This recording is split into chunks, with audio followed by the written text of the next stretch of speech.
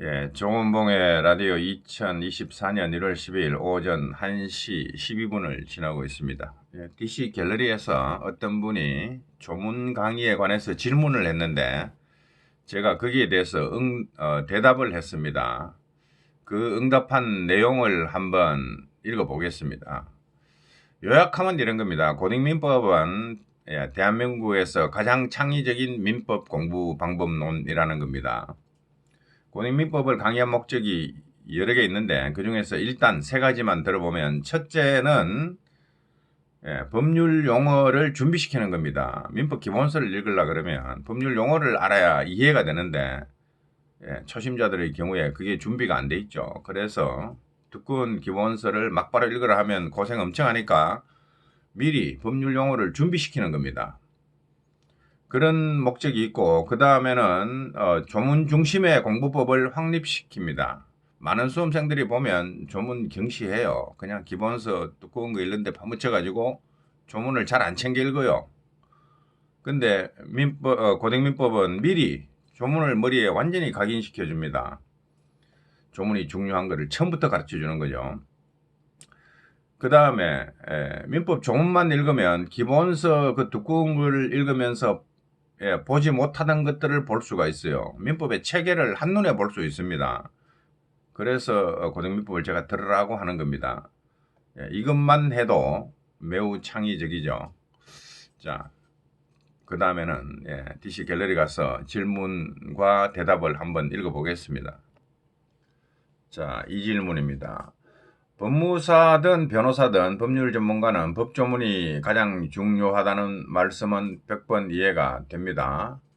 학원이나 대학에서는 그렇게 중요한 조문을 1조부터 풀이해주는 강의나 수업은 없는 건가요? 제가 볼 때는 거의 없는 걸로 알고 있어요. 그냥 조문을 단순히 읽어주는 건 있는데 풀이해주는 건 잘 듣지 못했습니다. 자, 그게 없으니 고등민법이 가치가 있게 되는데요. 그렇다면 중요한 핵심을 가르치지 않는 이유는 뭡니까? 핵심을 이렇게 조문만 몰아서 가르치지 않는 이유가 뭐냐는 질문이겠죠.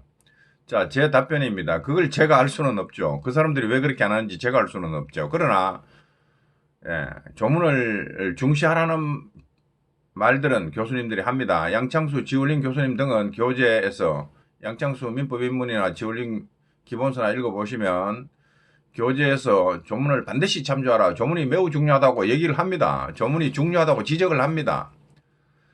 그러나 그럼 중요하면 어떻게 익힐 것인가 그 방법론은 얘기를 안 합니다. 어떤 방법으로 그 조문을 읽어야 한다는 설명을 하지 않으니 법전만 놓고 3번 읽으라든지 뭐 손으로 써보라든지 그런 방법론은 설명을 안 합니다. 중요하다고만 합니다.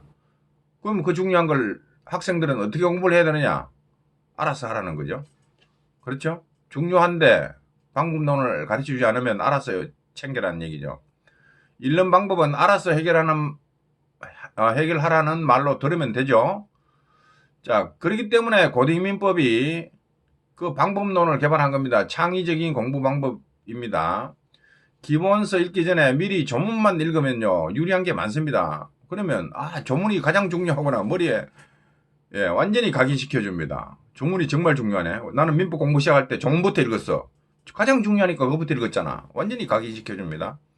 조문 중심의 공부법을 제가 개발한 것이고 그 이전에는 대다수 수험생들은 막바로 기본서부터 읽었고 저도 그렇게 읽었습니다. 저도 공부 시작할 때 야 이거 조문부터 읽어야 되는 거 아니야? 뭐 이렇게 생각을 했는데 조문 읽어봐라 한 개도 모른다. 그렇죠. 초짜가 조문 읽으면 한 개도 모릅니다. 머리 띵띵 아픕니다. 그래서 못 읽습니다. 그러니까 이거 뭐 기본서부터 읽어야지 뭐 하고 기본서 뚜껑 갖다 놓고 읽기 시작합니다. 그렇게 된 거예요. 그래서 기본서부터 읽었고 지금도 그렇게 하고 있죠. 고등민법 제가 볼 때 500명 이상은 들은 것 같아요.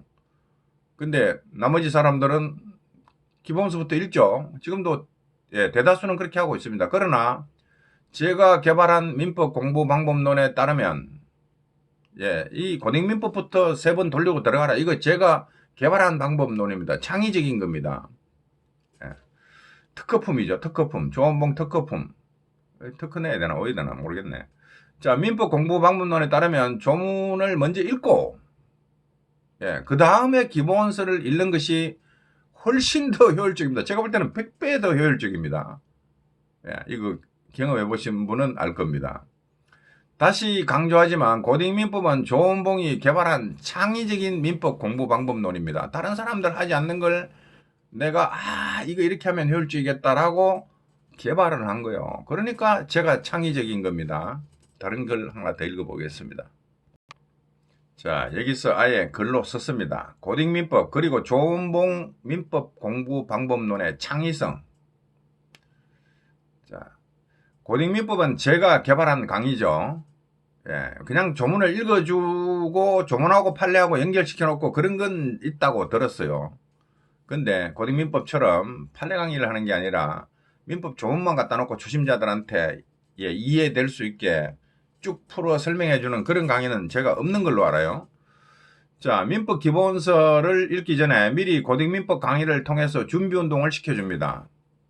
민법 기본서 이거 처음 읽으려면 엄청 오래 걸려요. 2000페이지 갖다 놓고 한번 읽어보세요. 아무것도 모르는데 이거 환장합니다. 그러나 고등민법 아무리 초심자라도 일주일이면 돌립니다. 자, 미리 고등민법 강의를 통해 준비운동을 시켜주고 조문의 중요성을 강조. 그렇죠. 고등민법 갖다 놓고 조문만 강의를 들었는데 조문 중요하다는 게 머리에 각인이 안 될 수가 없죠. 기본서 읽으면 그게 안 됩니다. 조문이 중요한지도 몰라요. 대부분의 사람들이 그래요. 기본서 막 2000페이지 이거 언제 달려 막 읽어 넘어갑니다. 조문이 중요하다 그 생각을 기다려 어디 있어. 2000페이지 읽기가 너무 바쁜데 이렇게 돼버립니다. 조문 경시. 자, 그렇게 됩니다. 조문의 중요성을 고등민법을 통해서 강조함으로써 조문 중심의 민법 공부 방법론을 개발한 겁니다. 조문에서 출발하는 그런 민법 공부 방법론을 고등민법을 통해서 제가 개발한 거예요. 물론 제가 뭐 민법 언론 강의 등에서도 강의할 때 조문부터 읽어주고 그 다음에 책을 읽는 그런 순서대로 강의를 하지만 고딩민법은 그 중에서도 민법 조문 중요하다고 처음부터 셀이 각인을 시켜버리는 겁니다. 안 그렇습니까? 자, 그래서 고딩민법을 먼저 듣고 민법 기본서를 읽으면 그렇게 하지 않는 것보다 훨씬 더 100번 더 효율적입니다. 진짜 민법 기본서 처음 펴놓고 저도 읽어봤지만 하나도 모릅니다. 근데 고등민법 통해 가지고 3번 정도 돌리고 법률 용어를 어느 정도 익히고 들어가서 민법 기본서를 펼치면 아는 용어잖아. 읽힌다고요. 그게 하늘 땅 차이입니다. 그렇게 하지 않는 것보다 훨씬 더 효율적입니다. 많은 수험생들을 통해서 이미 검증된 민법 공부 방법론입니다. 우리 고등민법 3번 돌리고 기본서 읽고 민법 28개 찍고 이런 사람들 고등민법 더 들어야 되겠다 이런 소리 많이 합니다. 수강생들 여러 명이 그렇게 합니다. 조문의 중요성을 그 사람들은 깨달은 거죠. 기본서 일단 잘 안 풀리면 고등민법 민법 법전만 펼치든지 고등민법을 다시 듣든지 막 그렇게 합니다. 예, 그만큼 중요성을 알은 겁니다. 자, 그러나 대한민국의 민법 강사 그 어느 누구도 그렇게 가르치지 않습니다. 그렇게 가르친다는 사람 없어요. 조은봉이가 유일합니다. 그러니까 독창적이라는 거요. 자, 누구나 그렇게 가르치고 있었다면 고등민법이 창의적이다 말할 수가 없죠. 남들 한 대로 따라간 거죠. 남들이 하지 않는 것, 그러나 좋은 것. 창의적이라 해서 아무렇게나 하면 창의적인 게 아니고 그게 공부에 도움이 되고 그렇게 하지 않는 것보다 그렇게 하는 것이 훨씬 더 유리할 때 창의적이라고 말하는 겁니다. 남들은 생각하지 못했던 걸 제가 생각한 거죠. 남들이 생각하지 못하는 방법론을 조은봉이 개발했기 때문에 고등민법은 창의적인 민법 공부 방법론이 되는 겁니다. 제가 생각을 많이 해봤어요. 민법 언론 강의를 해놨는데 초심자들이 중간에 가다 꺾어버려요. 듣지를 못하는 거야. 강의 들어도 몰라. 워낙 백시니까 뭐 강의를 한들 강의도 어느 정도 아는 사람이 들어야 말이 통하는 거지. 완전 제로빵 상태에서 들으면 강의도 아무리 쉽게 해도 강의를 못 알아들어요. 그래서 고민하다가 만든 게 고등민법입니다. 와, 이 사람들이 기본서도 못 읽래? 못 읽죠? 강의해줘도 못 읽어요. 그러면 어떻게 할 거냐? 바로 그거죠. 법률 용어를 모르니까 뭘 모르는 거지. 그러면 일로 와봐라 해가지고 1200페이지 막 1500페이지 2000페이지 이거보다도 일단 일주일 만에 이거 한 바퀴 돌려봐라. 무슨 말인지 모르겠는데요. 무슨 말인지 모르죠. 저도 공부 처음 시작할 때 뭐 그게 무슨 말인지 몰랐으니까 좋다. 그러면 내가 설명해 줄게. 그래서 고등학교 2학년을 대상으로 자, 대략만 처음에는 자세히 알 수가 없죠. 처음에는 맛만 보면 됩니다. 이건 대략 이런 뜻, 대략 이런 뜻, 이런 거야 하고 쫙 가르쳐주면 재밌잖아요. 와, 그런 거요? 예. 그래가지고 고등학생도 실제로 들었어요. 듣고 사탐 만점 맞았다 그랬어요. 그렇게 쉽게 해주면 한 3번 정도 돌리면 아, 법률 용어가 이런 게 있네 라는 정도는 들어요. 그리고 기본서를 펼쳐봐. 기본서가 넘어가. 이해가 돼 어느 정도. 그래서 이 고등민법을 제가 개발한 겁니다. 이거 누구도 생각 못한 거요. 저는 생각을 한 거요. 그래서 창의적이다. 근데 아무렇게나 창의적인가? 공부에 도움을 준다는 거고. 근데 이걸 어떻게 생각할 수 있었냐, 존보이는. 연구를 했죠. 제가 공부했던 그 과정을 되씹어보고 지금 수험생들이 어려워하는 지점을 어떻게 해결할까를 고민하다가 아, 이거다. 고등민법이다. 시에리마. 그래, 고등민법 처음에 이제 할 때 막 사람들이 기다려진다고 막 그런 사람들도 있었어요.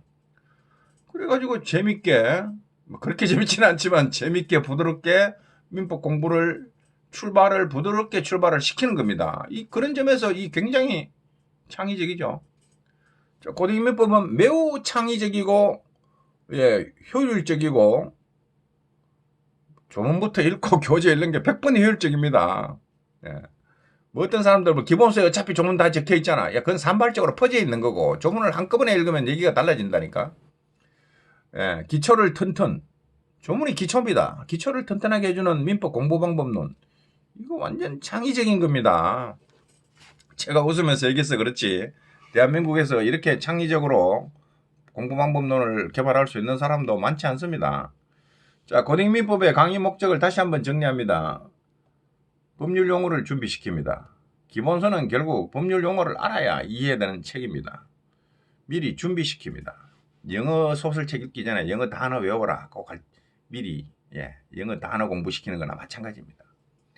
그래서 기본서를 읽기 위한 준비를 시키는 거고 그 다음에 민법 공부할 때 조문부터 공부했으니까 조문의 중요성을 누구보다도 몸으로 깨달은 사람들을 만들어주는 거죠. 수험생들을. 항상 조문으로 돌아가게끔 처음부터 조문을 머리에다 셀이 각인을 시켜버립니다. 민법이 뭐냐? 1조부터 1118조까지가 민법이야. 이거를 처음부터 완전히 각인시켜 놓습니다. 아, 조문이 중요하구나. 당신 처음부터 조문부터 공부했잖아. 맞아요. 그 조문파가 아니고 조문파가 되는 겁니다. 조문파. 말장난하지 말고 아재개가 하지 말고 넘어갔어 고마. 그 다음에 민법의 체계를 파악시켜줍니다. 민법 기본서 읽어가지고 어지간한 사람은 민법 체계 파악 못합니다.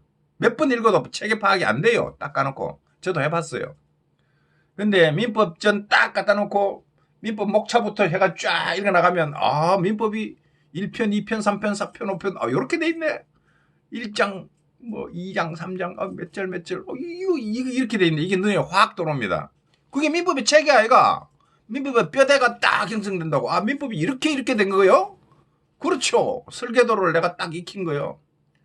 대한민국 지도를 딱 보고 그 다음부터 여행 가는 거예요. 아, 대한민국 전국 방방 걷고 여행 가는데 지도도 안 보고 시알이 막 차가는 대로 갔다가 여기가 동해아이가 여기가 서해아이가 동해안인지 서해안인지 너 모르지? 모릅니다.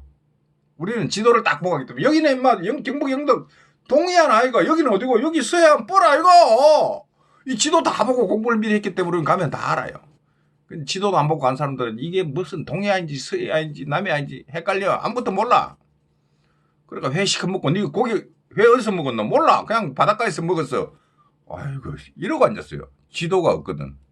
개판된다 이 말입니다. 지도를 미리 봐야 됩니다. 여기까지만 합니다. 감사합니다.